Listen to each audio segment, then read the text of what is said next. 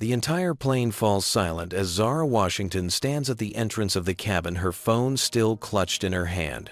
"That's right," she says, her voice unwavering despite the tears threatening to spill.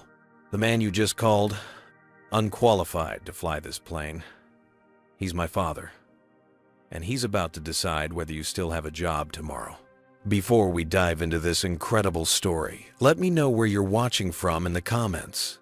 If you enjoy real stories about standing up against discrimination, hit that like button and subscribe to our channel for more powerful content just like this.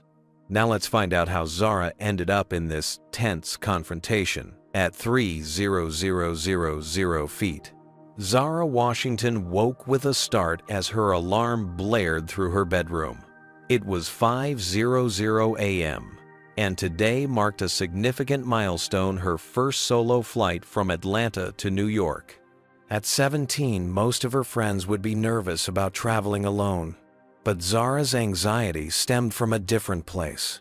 As the daughter of Robert Washington, one of the few black chief pilots at Atlantic Airlines, she had grown up around planes, but had developed an irrational fear of flying after a particularly turbulent flight when she was 9. Sitting up in bed, she gazed at the model, Boeing 777, on her desk, a gift from her father on her 16th birthday. That model represented more than just an airplane. It symbolized her father's journey from an airline mechanic to becoming one of the most respected pilots in the industry. Despite facing systemic barriers and racism throughout his career, Robert had persevered, earning his position through exceptional skill and determination. "You packed everything." Her mother, Danielle, appeared at the doorway, already dressed for her shift at the hospital where she worked as a cardiology nurse. "Triple checked last night," Zara replied, slipping out of bed. "Dad's family benefits make this trip possible. First-class tickets would have cost a fortune otherwise." Danielle nodded, her expression turning serious. "You know the drill, baby. You might face some questions. Keep your boarding pass ready and your ID visible. And remember what we've always taught you. Handle racism with dignity, but never silence," Zara recited. These words had become something of a family mantra, a necessary survival skill for a black family in America. Zara pulled out her phone and checked for messages. There was one from her father sent at 3 a.m. "Change of plans. Not flying your return trip. I'm captaining your outbound flight today. Don't tell Mom I swapped shifts to surprise you both. See you in the friendly skies. Love you, Pilot Dad." Excitement bubbled up inside her.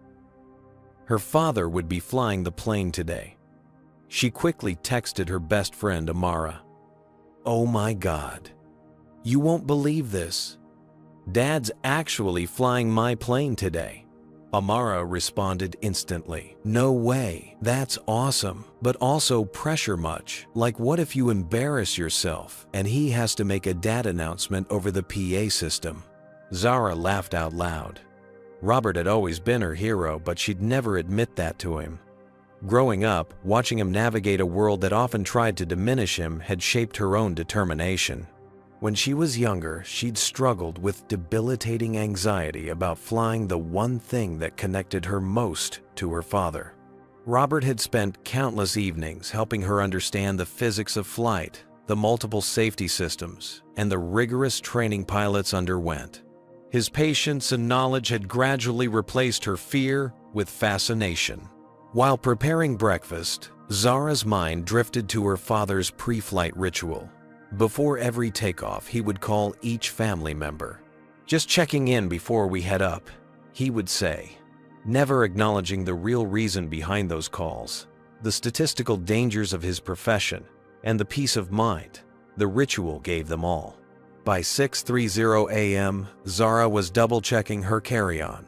Inside was her acceptance letter to MIT's summer engineering program. With dreams of becoming an aerospace engineer, she had worked tirelessly to maintain her 4.2 gigapascals while participating in robotics competitions and volunteering at the local aviation museum. The museum's director, a former Tuskegee airman, had written one of her recommendation letters. "You sure you don't want me to drive you?" Danielle asked, car keys dangling from her fingers. "Mom, I've got this." "The rideshare is already scheduled," Zara insisted, trying to project confidence she didn't entirely feel. This trip represented a step toward independence, something she craved yet approached with trepidation. As the rideshare pulled away from their suburban Atlanta home, Zara gazed at the framed family photo she'd snapped with her phone before leaving. It showed Robert in his captain's uniform, his arm around Danielle with Zara between them at her 16th birthday celebration. The Washington family standing tall and proud, despite a world that often tried to push them down. Little did she know that today would test every lesson her parents had taught her about dignity, courage, and standing up for herself in a world that wasn't always fair or kind. Hartsfield-Jackson Atlanta International Airport hummed with early morning activity as Zara joined the security line. Business travelers clutched coffee cups, while families corralled sleepy children. Zara kept her boarding pass and ID ready, just as her parents had always instructed. The employee family boarding pass clearly displayed her first-class seat assignment, a perk of her father's position that still felt novel despite their occasional use of it. When Zara reached the TSA checkpoint, she was directed to a lane operated by Agent Wade Sullivan, a middle-aged white man with thinning hair and a permanent scowl. She handed over her documents with a polite smile. Sullivan's eyebrows rose as he examined her first-class boarding pass. His gaze shifted between her face and her ID multiple times, as if trying to detect a forgery.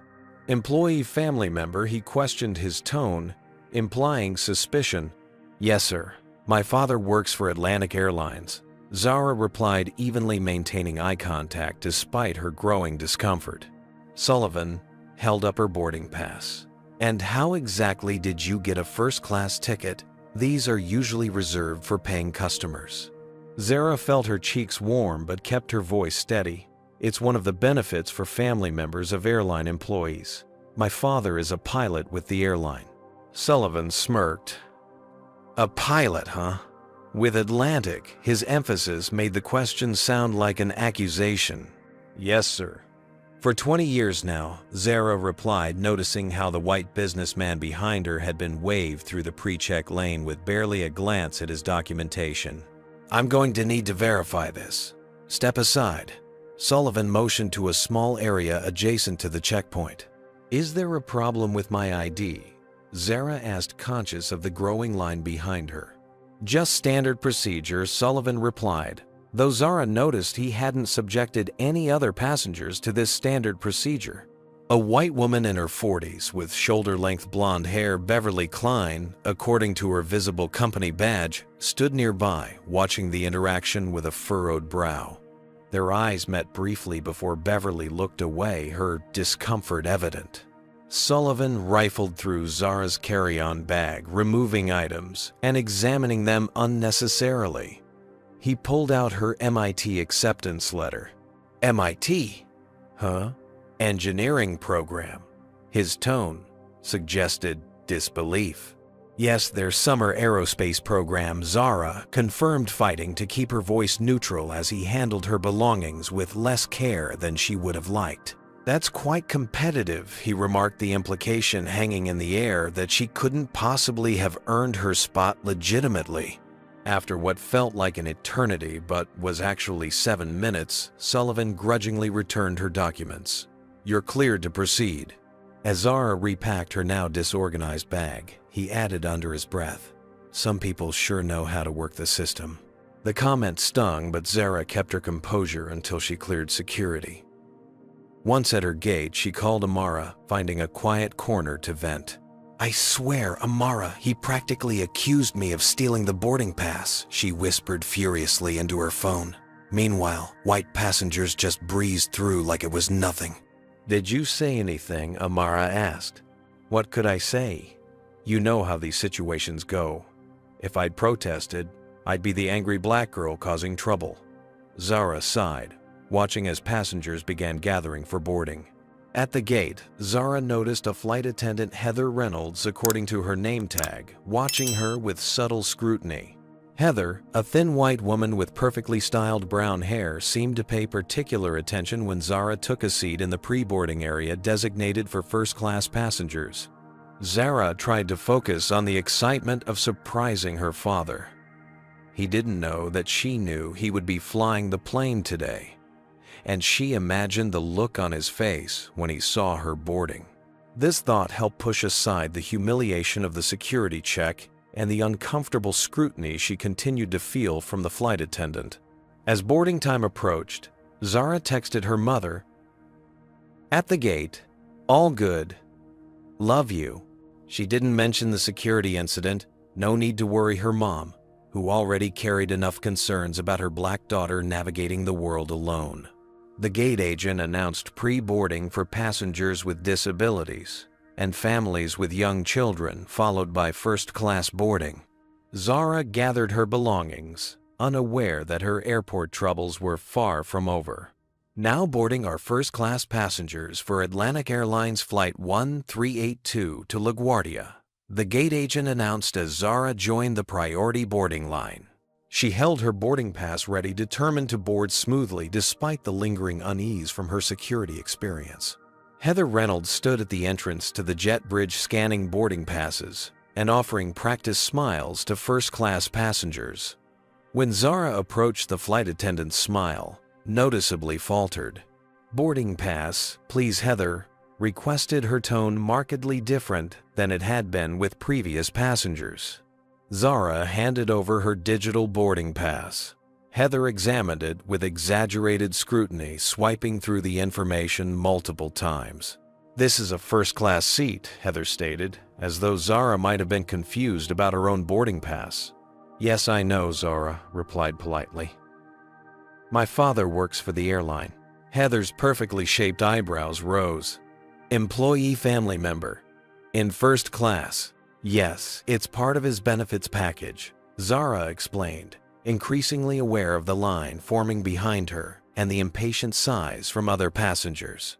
A tall white man in an expensive suit, Clayton Whitfield, according to the luggage tag visible on his briefcase, stepped forward from behind Zara.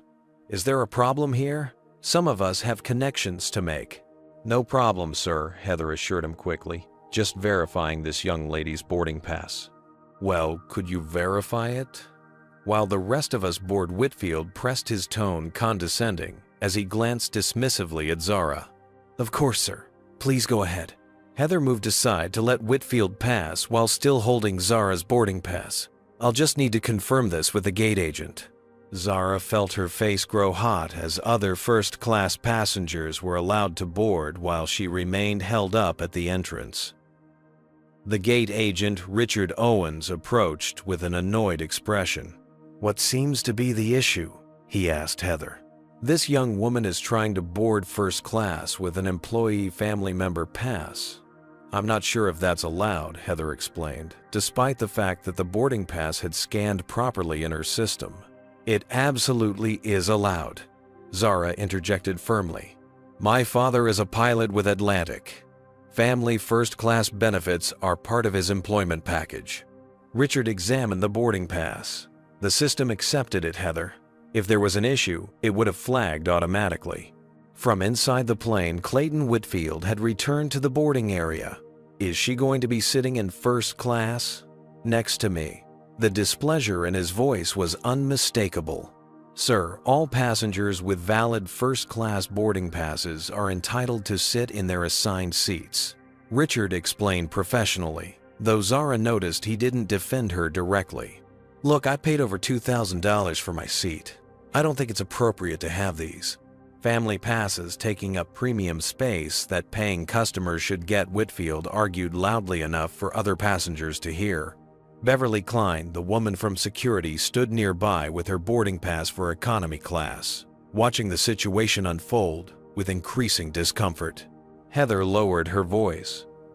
"Perhaps we could find you a nice seat in economy to avoid any unpleasantness." She directed this suggestion at Zara, not Whitfield. "No, thank you," Zara responded firmly. I'll take my assigned seat, as indicated on my valid boarding pass. Whitfield scoffed. This is ridiculous. This is why this airline is going downhill. No standards anymore. Zara felt her phone vibrate in her pocket, her father's pre-flight call right on schedule. She couldn't answer, not in the middle of this confrontation. I need to verify your documentation one more time. Heather insisted, stepping aside to make a call while Zara was forced to wait. The situation was drawing attention from more passengers. Some looked embarrassed by the scene. Others seemed to agree with Whitfield, and a few appeared concerned for Zara. I don't understand why this is even a discussion, Whitfield continued, raising his voice. These airlines are so concerned about appearing diverse that they're giving away premium seats. Now, what's next? Letting just anyone fly the planes too. Zara's phone vibrated again, her father calling a second time, which was unusual. He must be concerned about why she hadn't answered. The confrontation had escalated beyond a simple boarding issue into something much uglier, with racial undertones becoming increasingly explicit. Zara stood her ground, determined not to give up her rightful seat, but also feeling increasingly isolated as no other passengers came to her defense. While we sort this out, please stand aside.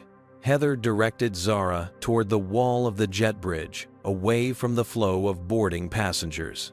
The humiliation burned through Zara as people filed past, some openly staring, others deliberately avoiding eye contact.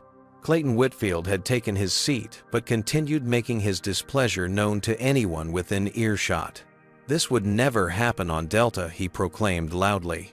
They maintain standards.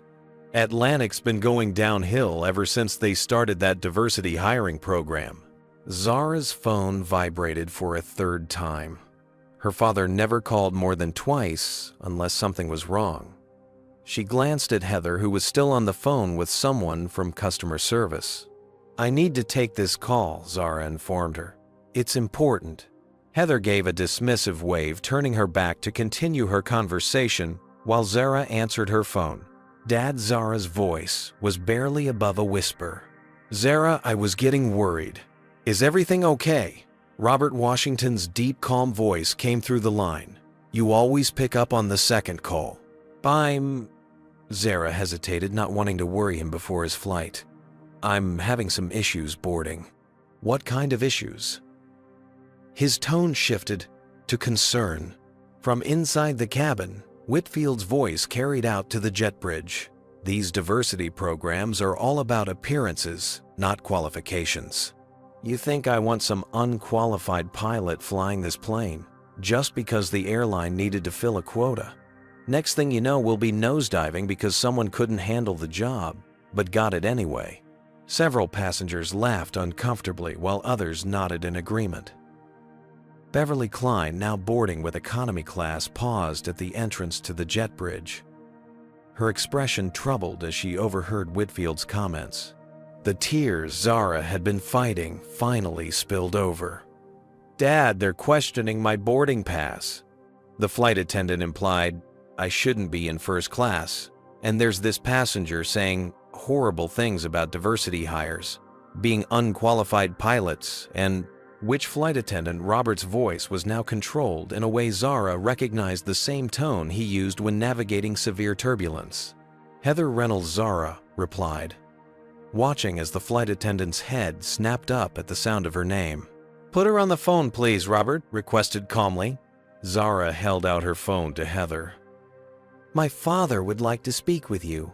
I'm in the middle of resolving this situation, Heather replied dismissively.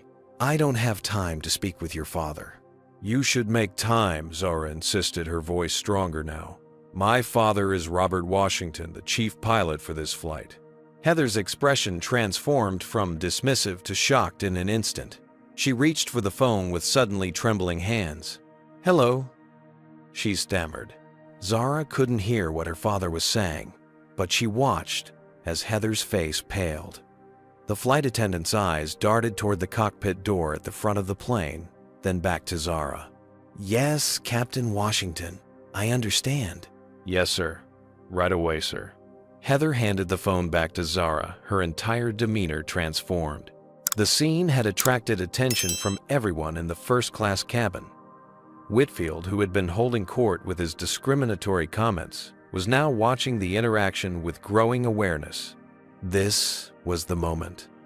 Standing at the entrance to the cabin with her phone still clutched in her hand, Zara felt something shift inside her. Years of swallowing microaggressions, of taking the high road of explaining and excusing it, all culminated in this moment of clarity. "That's right," she said, her voice unwavering despite the tears threatening to spill. "The man you just called unqualified to fly this plane, he's my father, and he's about to decide whether you still have a job tomorrow." The entire plane fell silent. Was Zara right to stand up for herself and her father in this situation? Comment 1 if you think she handled it perfectly, or 2 if you believe there was a better way to address the discrimination. This is why we need to have these conversations. Racism doesn't always come with a warning sign. Like and subscribe if you want to see more stories about standing up against discrimination in everyday life. But what happens next? How does Captain Washington handle this delicate situation while maintaining his professionalism? And what about Clayton Whitfield, who suddenly realizes the diversity hire he was disparaging is actually in command of the aircraft he's about to fly in? Let's continue with this powerful story. The silence that followed Zara's revelation was deafening. Passengers shifted uncomfortably in their seats, and those who had nodded along with Clayton Whitfield's racist comments suddenly became intensely interested in their phones or the safety cards in their seat pockets. Heather Reynolds stood frozen, her professional demeanor crumbling as the reality of the situation sank in. I didn't realize. I was just following procedure and—" "No, you weren't," Zara replied quietly but firmly. "My boarding pass scanned correctly. There was no procedure that required you to question its validity or suggest I move to economy." Whitfield, realizing his precarious position, attempted to backpedal. "Now wait just a minute. I think there's been a misunderstanding. I wasn't referring to your father specifically. I was making a general observation about industry standards." Before Zara could respond, the cockpit door opened. Captain Robert Washington emerged in his full uniform, 4 stripes on his shoulders, captain's hat tucked under his arm, and the quiet authority that had defined his 20-year career.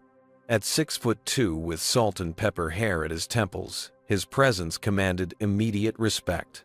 The cabin fell even more silent, if that was possible. Robert's eyes immediately found Zara noting the tear tracks on her cheeks despite her composed expression. Something flickered in his gaze, a mixture of parental concern and professional determination. "Miss Reynolds," he addressed Heather with formal professionalism, "may I speak with you for a moment?" "Yes," Captain Heather responded, her voice barely audible. Robert turned to Richard Owens, who had followed the commotion onto the plane. "Mr. Owens, I'd like you to join us as well." His tone was not angry, but carried unmistakable authority. As they stepped to the galley for a private conversation, the first officer appeared at the cockpit door. "Everything okay, Captain?" he asked, eyeing the unusual scene. "We're handling a situation, James." "I'll brief you shortly," Robert assured him, before turning back to the flight attendant and gate agent. Though they spoke in hushed tones, the front rows of first class could hear snippets of the conversation. "Completely unacceptable treatment. Atlantic Airlines' non-discrimination policy clearly states, my daughter was humiliated in front of an entire aircraft." Clayton Whitfield fidgeted in his seat, then stood abruptly. "Captain, if I could have a word." "Sir, please return to your seat," Robert responded without looking at him. "I'll address passenger concerns once I've finished with my crew." The dismissal was polite but firm, leaving Whitfield no choice but to sit back down. His face flushed with embarrassment or anger, possibly both. Just then, airline manager Harold Thompson hurried onto the plane. in his late 50s with a receding hairline and perpetually worried expression. Thompson had been summoned by an alert from Richard. Captain Washington Thompson began. I was informed there's a situation that might delay departure. Indeed, there is, Robert confirmed. My daughter was racially profiled by your gate staff and then subjected to discriminatory comments from a passenger, all while your flight attendant suggested she surrender her legitimately assigned first-class seat. Thompson's eyes widened. Your daughter. Before the conversation could continue, Beverly Klein stepped forward from economy. Excuse me, Captain. My name is Beverly Klein. I witnessed what happened both at security and during boarding. If it helps, I'm willing to provide a statement about what I saw. Robert nodded appreciatively. Thank you, Miss Klein. That would be helpful. Turning back to Harold Thompson, Robert lowered his voice. As captain, I have authority over who flies on my aircraft. Mr. Whitfield in seat 3 Amperes has demonstrated behavior that I consider disruptive to the safety and comfort of other passengers. I'm requesting his removal from this flight. Thompson's face contorted with anxiety. Captain Mr. Whitfield is a Platinum Elite member. Perhaps we could. His status doesn't exempt him from our code of conduct, Robert stated firmly. But before I make that final decision, I need a moment with my daughter. As Robert and Zara stepped aside, other passengers began to process what was happening. A young woman in row 4 raised her hand tentatively.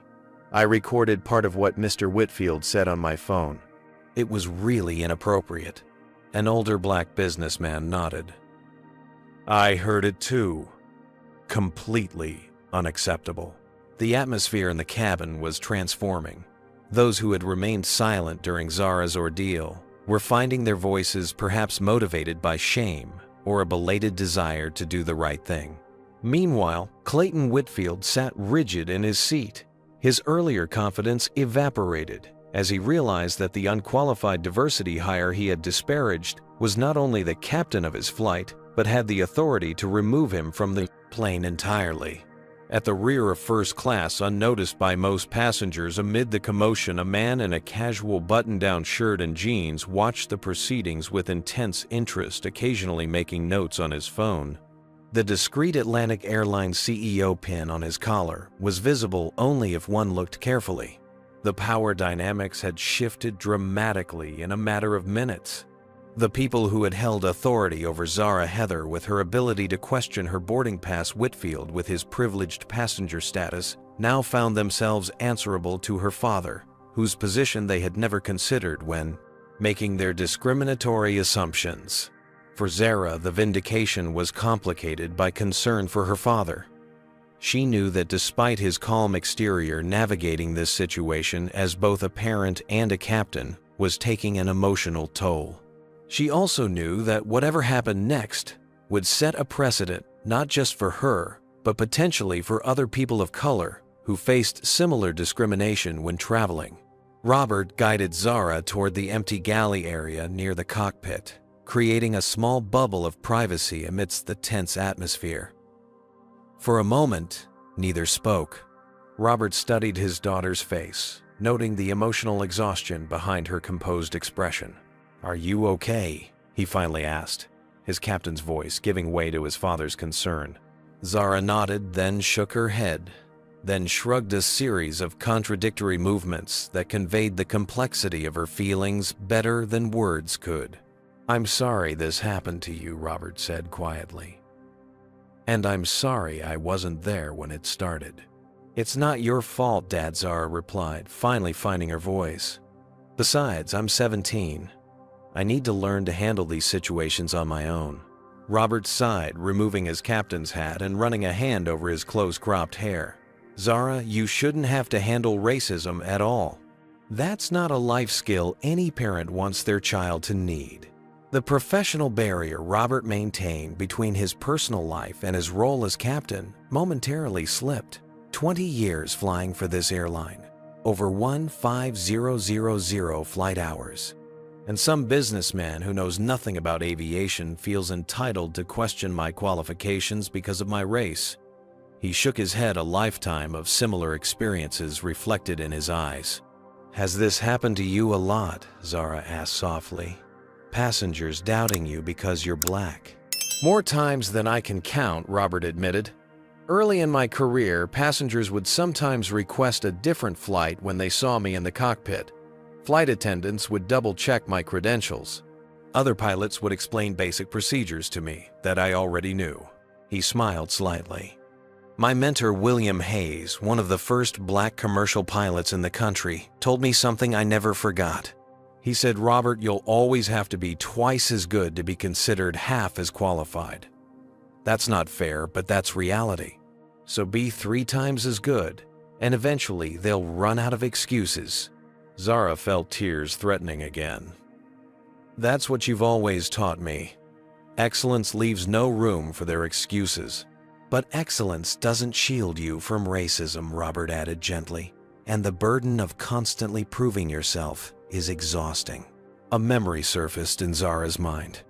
"Remember when I was 9 and that flight attendant asked if you were really the pilot?"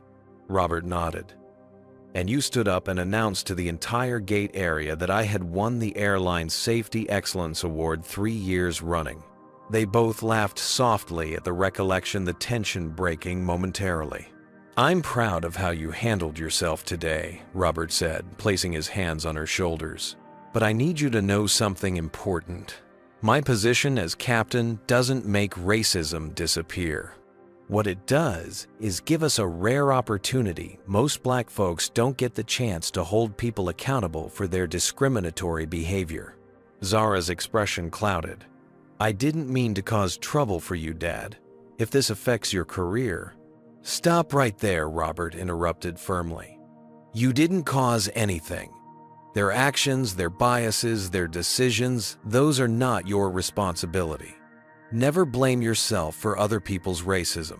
He straightened his uniform jacket, his demeanor shifting subtly as he prepared to return to his professional role. "Now we need to decide how to proceed. As captain, I have several options. I can remove Mr. Whitfield from the flight for creating a hostile environment. I can file formal complaints against both TSA agent Sullivan and flight attendant Reynolds. Or we can document everything but allow the flight to proceed with all current passengers and crew." "What do you think we should do?" Zara asked. Robert shook his head. "This impacts you directly. I want your input." Zara considered the options carefully. Removing Whitfield might feel satisfying in the moment, but it also delays the flight for everyone else. She thought about the passengers who had remained silent during her ordeal and about Beverly Klein, who had finally found her voice. Maybe there's a teaching opportunity here for everyone involved. A look of pride crossed Robert's face. "That's mature thinking, Zara. Very captain-like, considering the entire operation, not just the immediate satisfaction." "I learned from the best," she replied with a small smile. Robert nodded, decision made. "Let's proceed with the flight. But we document everything, and we ensure there are consequences through the proper channels afterward. No free passes." As they prepared to rejoin the main cabin, Robert placed a gentle hand on Zara's arm. "You know, your mother and I tried to protect you from these experiences for as long as we could. Maybe too long." "You can't protect me from racism," Dad, Zara said, with wisdom beyond her years. "But you and Mom taught me how to face it with dignity and courage. That's better than protection." Robert embraced his daughter briefly, then straightened his uniform and replaced his captain's hat. In an instant, he transformed back into Captain Washington, the consummate professional responsible for the safety and well-being of everyone aboard his aircraft. Together they returned to face the situation, both carrying the weight of their shared experience as Black Americans navigating a world that too often judged them not by their character or capabilities, but by the color of their skin.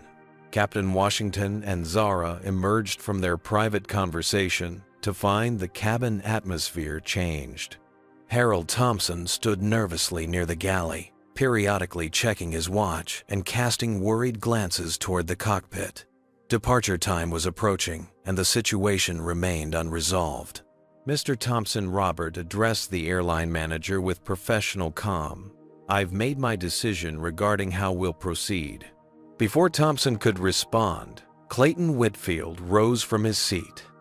"Captain, I insist on speaking with whoever's really in charge here.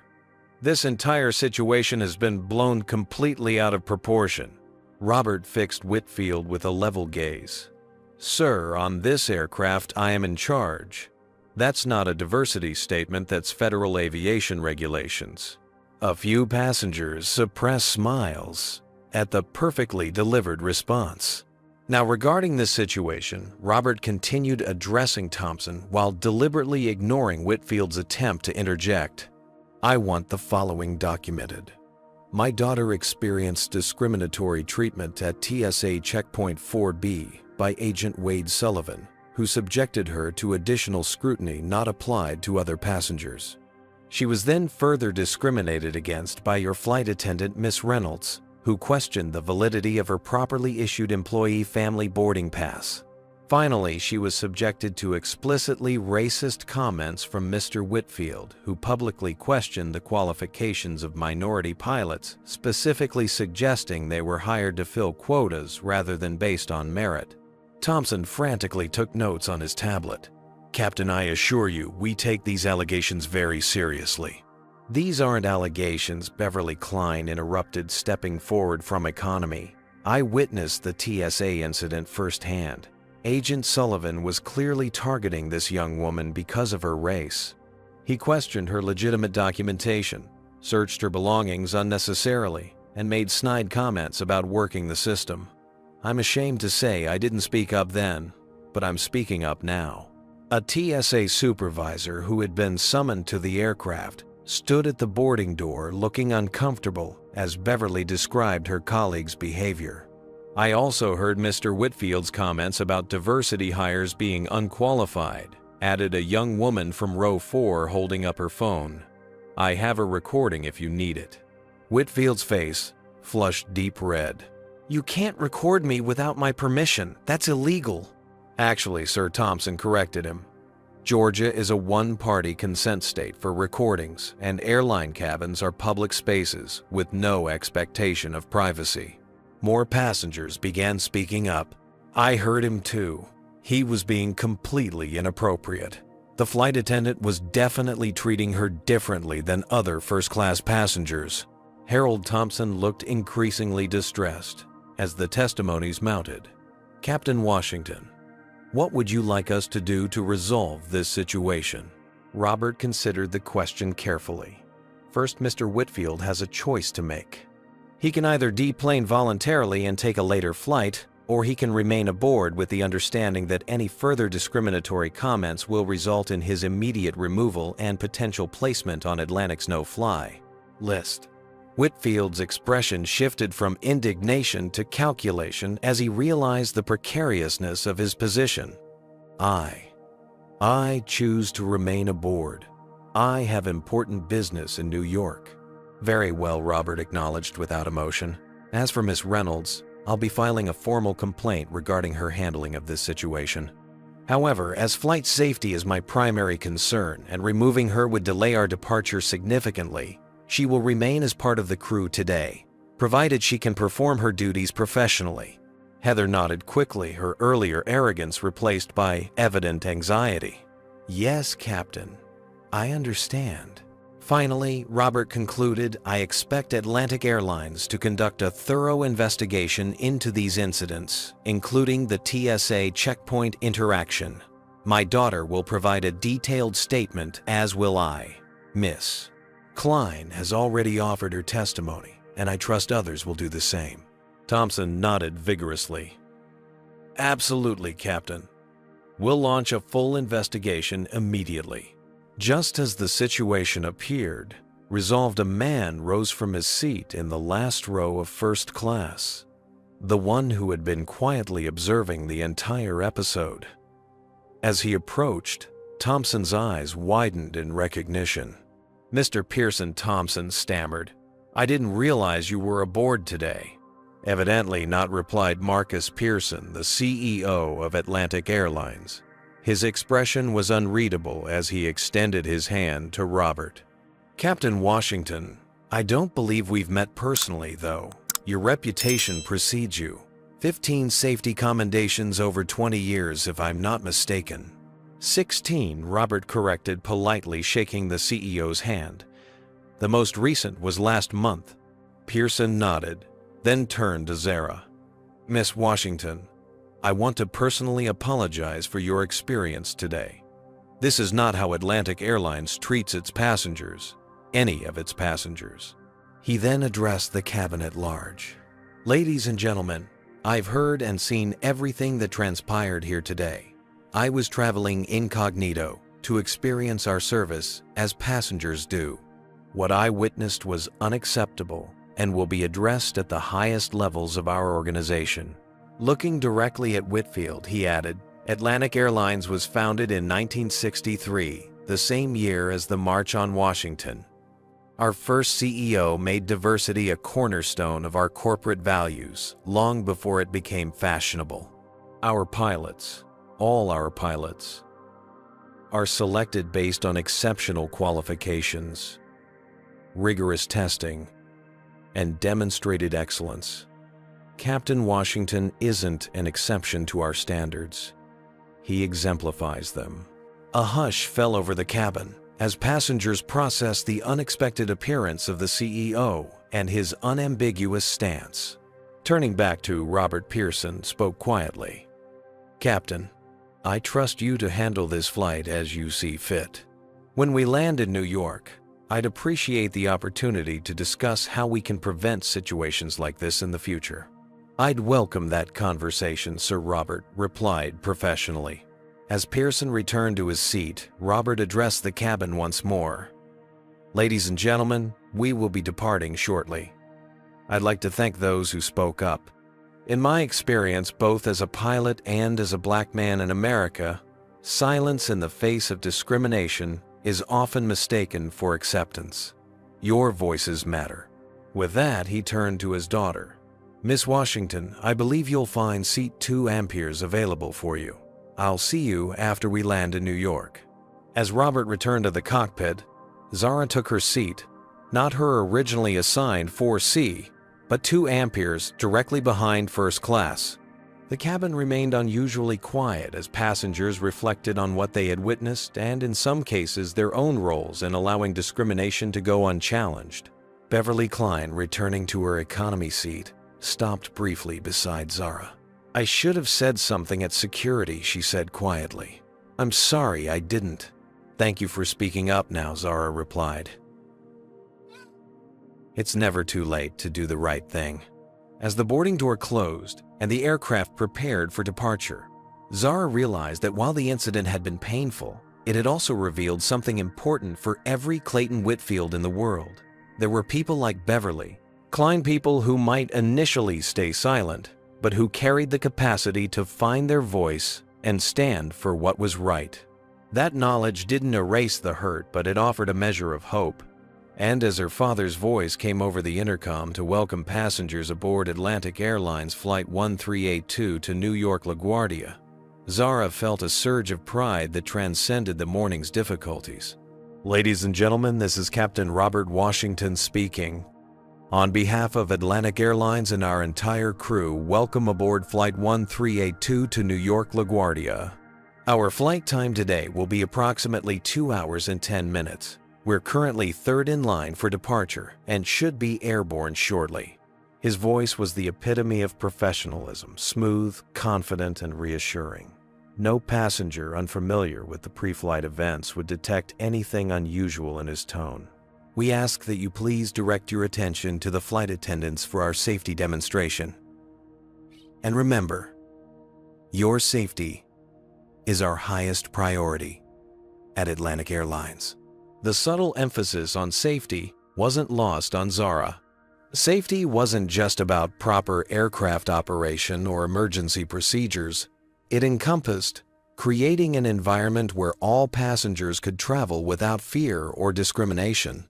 As the aircraft taxied toward the runway, Heather Reynolds performed her safety demonstration with mechanical precision, carefully avoiding eye contact with Zara.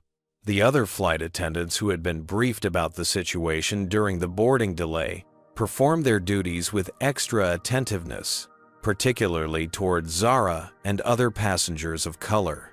Clayton Whitfield remained in his seat, engrossed in his laptop, seemingly determined to pretend the incident had never occurred. Whenever Zara glanced in his direction, he deliberately looked away, his posture rigid with unacknowledged shame or lingering resentment, perhaps both. The seating rearrangement had placed Beverly Klein in the aisle seat next to Zara. As the plane accelerated down the runway, Beverly broke the awkward silence between them. "I've never spoken up before," she admitted quietly. "I've seen things, situations like what happened to you at security, and I've always just looked away, told myself it wasn't my business." Zara turned to study Beverly's face. "What made you speak up this time?" Beverly considered the question as the aircraft lifted smoothly into the sky, Atlanta's sprawl gradually diminishing below them. "When I heard that man questioning pilots' qualifications because of their race, something just snapped. Maybe because I knew your father was the captain, so the absurdity was so obvious. Or maybe because I'd already watched you being mistreated once today and felt guilty for not saying anything then." She shook her head. "That's not a very noble answer, is it? It shouldn't take 2 incidents for someone to find their voice." "But you did find it," Zara pointed out. "That's what matters." As the aircraft reached cruising altitude, the seatbelt sign dinged off, and passengers began to settle in for the flight. Conversations throughout the cabin seemed more subdued than usual, with occasional glances toward Zara indicating that the pre-departure events remained on everyone's mind. In the cockpit, Robert and his first officer James Chen monitored the aircraft systems with practiced efficiency. Despite the emotional strain of the morning's events, Robert's hands moved steadily over the controls, his focus absolute. This compartmentalization, the ability to separate personal turmoil from professional responsibility, had been essential throughout his career as one of the few black pilots at Atlantic. "Weather looks clear all the way to LaGuardia," James noted, studying the radar display. After a pause, he added, "For what it's worth, I thought you handled that situation impressively, both as a captain and as a father." Robert nodded appreciatively, but kept his focus on the instruments. "When you have kids of your own someday, James, you'll understand. There's no manual for watching your child face discrimination." Back in the cabin, CEO Marcus Pearson was making notes on his tablet, occasionally glancing around at the crew interactions. Despite traveling in first class, he had declined special treatment, insisting on experiencing the flight as a typical passenger would. Now, however, his purpose had evolved from routine service evaluation to something more urgent, understanding how discrimination manifested within his airline's operations and what systematic changes might be needed. Midway through the flight, Heather approached Zara with evident discomfort. "Can I get you anything to drink, Miss Washington?" "Just water, please," Zara replied evenly. As Heather placed the water on Zara's tray table, she hesitated. "I want to apologize for my behavior earlier. It was unprofessional and it was wrong." Zara studied the flight attendant's face, trying to determine whether the apology was sincere or motivated solely by fear for her job. "I've worked for Atlantic for 11 years, Heather continued, her voice low. "And I don't consider myself—" She struggled to find the words. Racist Zara supplied. Heather flinched slightly. "Yes, but my actions today, I can see how they appeared that way." "Not appeared," Zara corrected gently. "Were. When you scrutinize a black passenger's documentation more closely than others, when you suggest they move to economy, despite having a valid first-class boarding pass, those are racist actions, whether you consider yourself racist or not." The flight attendant's eyes filled with tears. "I understand, and I truly am sorry." As Heather moved on to serve other passengers, Beverly leaned toward Zara. That was gracious of you. Zara shrugged. My parents taught me that education is sometimes more powerful than punishment. She might actually think differently going forward. Or not. That's up to her. Throughout the remainder of the flight, Zara noticed subtle changes in how passengers interacted. A young white couple who had witnessed everything struck up a conversation with an elderly black man traveling alone, helping him locate the call button when he needed assistance. A businessman who had initially remained silent during the confrontation offered his newspaper to Zara when he finished reading it. Small gestures, perhaps, but they suggested a heightened awareness of the invisible barriers that often divided travelers along racial lines. In the last half hour of the flight, CEO Pearson moved to sit in the empty seat across from Zara. Miss Washington, I hope I'm not intruding. I wanted to ask, beyond the obvious disciplinary measures for the staff involved, what changes you think might prevent situations like yours from happening to other passengers? Zara considered the question seriously. It's not about adding another sensitivity training video that employees watch while checking their phones, she replied. It's about changing the culture so that speaking up against discrimination becomes the norm, not the exception. She gestured toward Beverly.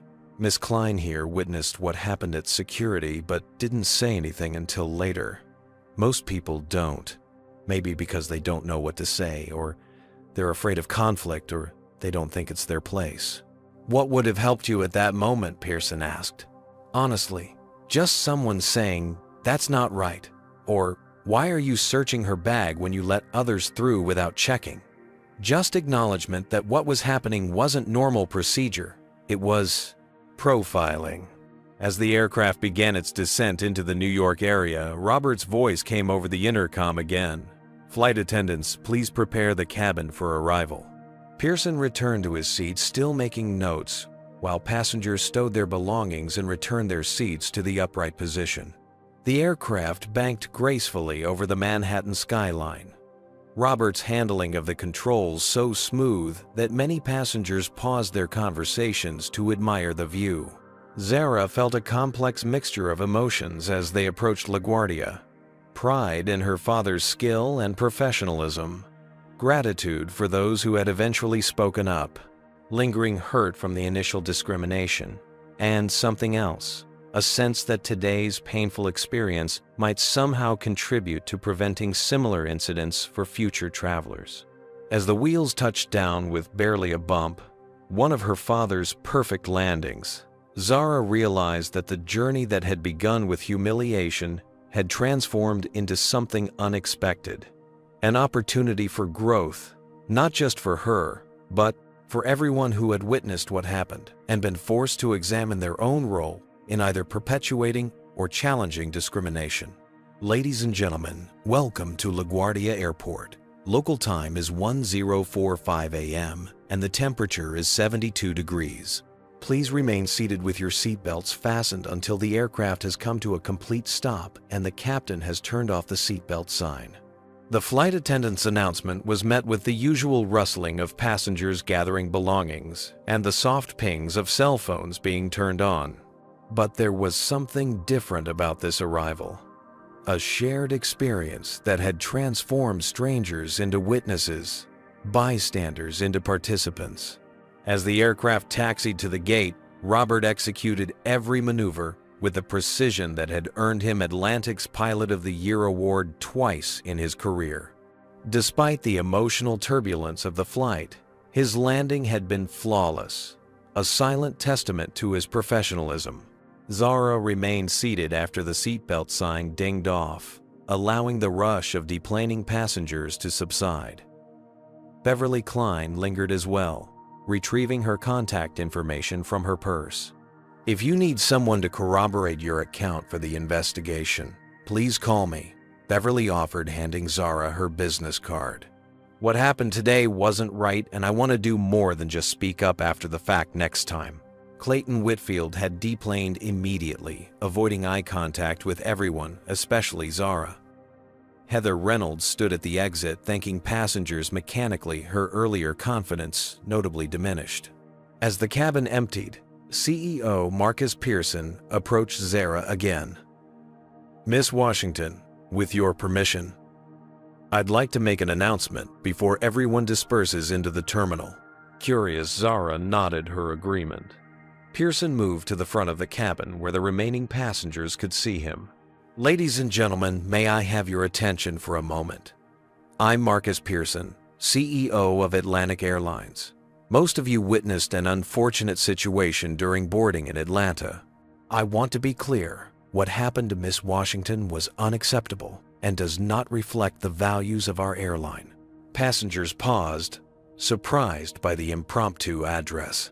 Effective immediately, Atlantic Airlines will be implementing a comprehensive review of our training procedures with specific focus on eliminating racial bias in customer interactions. We'll also be instituting a new passenger advocate program designed to ensure all travelers are treated with equal respect and dignity. He turned to Zara. "Miss Washington, on behalf of Atlantic Airlines, I extend our deepest apologies. Your courage in standing up for yourself has highlighted areas where we need to improve, and for that we are grateful." Just then, Robert emerged from the cockpit, still every inch the commanding captain, despite the personal nature of the day's events. The remaining passengers broke into spontaneous applause, not just for his piloting skills, but for his handling of an impossible situation with grace and authority. Robert acknowledged the applause with a modest nod before joining his daughter. Together they deplaned father and daughter, walking side by side through the jetway, their matching dignified posture, a family trait that transcended genetics. 1 month later, Zara sat in the audience at Atlantic Airlines headquarters as her father addressed a room full of pilots, flight attendants, and gate agents. The new diversity training program, named Equal Skies, was being launched with Robert Washington asked to lead the pilot recruitment initiative aimed at bringing more people of color into aviation careers. "Safety has always been our primary concern as airline professionals," Robert told the audience. "But true safety encompasses more than mechanical reliability or emergency procedures. It includes creating an environment where every passenger feels secure, respected, and valued, regardless of their race, gender, religion, or background." In the front row, Harold Thompson nodded vigorously, having become an unexpected champion for the new program after witnessing the incident firsthand. Beside him sat Beverly Klein, who had not only provided testimony for the internal investigation, but had also accepted an invitation to join Atlantic's new passenger advocacy board. Heather Reynolds was notably absent. Following the investigation, she had been suspended and required to complete extensive retraining before possibly returning to flight duties. TSA agent Wade Sullivan faced similar consequences after Beverly's testimony corroborated Zara's account of discriminatory treatment at the security checkpoint. As for Clayton Whitfield, his platinum status had been revoked, and while he hadn't been banned from the airline entirely, a note in the system ensured that he would never again fly on any aircraft captained by Robert Washington. Back at her high school in Atlanta, Zara had been asked to speak to the student body about standing up to discrimination. Initially reluctant to revisit the painful experience, she ultimately agreed after receiving dozens of messages from people who had heard about the incident. Fellow students, family, friends, and even strangers who had been on the flight.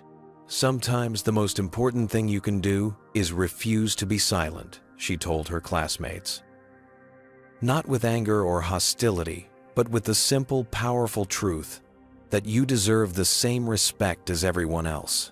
In her college application essay for MIT's aerospace engineering program, Zara wrote about the experience not as a victim narrative, but as a moment that crystallized her understanding of why representation mattered in every field, especially those historically dominated by white men.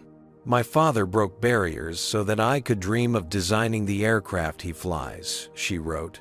"Now it's my turn to ensure the next generation has even fewer barriers to break." On a clear Saturday afternoon, 6 weeks after the flight, Robert took Zara to Atlantic's flight simulator facility. With special permission from the training department, he guided her through the startup procedures of a Boeing 777, the same aircraft type he had flown that fateful day. "I thought you wanted to be an engineer, not a pilot," he teased as she correctly completed the pre-flight checklist. Zara grinned, her hands steady on the controls. "Maybe I can be both. Design them and fly them." As the simulator screen displayed a perfect takeoff from a virtual LaGuardia, Robert watched his daughter with quiet pride. The incident that could have left her bitter had instead strengthened her resolve. The discrimination that could have diminished her had instead expanded her vision of what was possible. "You know," Robert said, as Zara navigated the virtual aircraft toward cruising altitude, "aviation has always been about overcoming gravity, about proving that something everyone thought was impossible is actually just difficult." Zara nodded, understanding the metaphor. "Like overcoming racism." "Exactly," Robert confirmed. "Both require acknowledging the forces working against you, then finding the lift to rise above them anyway." As the simulator showed them soaring above the clouds, father and daughter shared a smile that conveyed, what words couldn't the knowledge, that although the journey was far from over, they were helping to chart a course toward a more equitable future, not just for themselves, but for everyone who would follow in their flight path. This story illuminates several powerful truths about confronting racism in everyday life. First, silence in the face of discrimination is often mistaken for acceptance. When bystanders like Beverly initially remain quiet, they inadvertently reinforce discriminatory behavior. Second, speaking up doesn't require grand gestures. Sometimes a simple, "that's not right," can validate someone's experience and challenge unjust treatment. The story also reveals how racism operates on multiple levels, from explicit comments like Whitfield's to more subtle forms like Heather's questioning of Zara's boarding pass. These microaggressions accumulate, creating an exhausting burden for people of color who must constantly prove their legitimacy. Perhaps most importantly, Zara and Robert's approach demonstrates that addressing discrimination effectively isn't about revenge, but accountability and education. By documenting incidents involving leadership and creating systemic changes, they transformed a painful experience into positive change that benefits everyone. The Washington family motto, "Handle racism with dignity but never silence," offers wisdom for us all. True dignity comes not from suffering in silence, but from standing firmly in your truth while working toward a more just world. What moment in Zara's story resonated most with you? Have you ever witnessed discrimination and wished you'd spoken up? Comment below with your thoughts or experiences. If this story touched you, please like, subscribe, and share it with someone who needs to hear this message. Your engagement helps amplify these crucial conversations about racial justice. Thank you for watching, and remember that each of us has the power to create change through our daily choices and courage to speak up.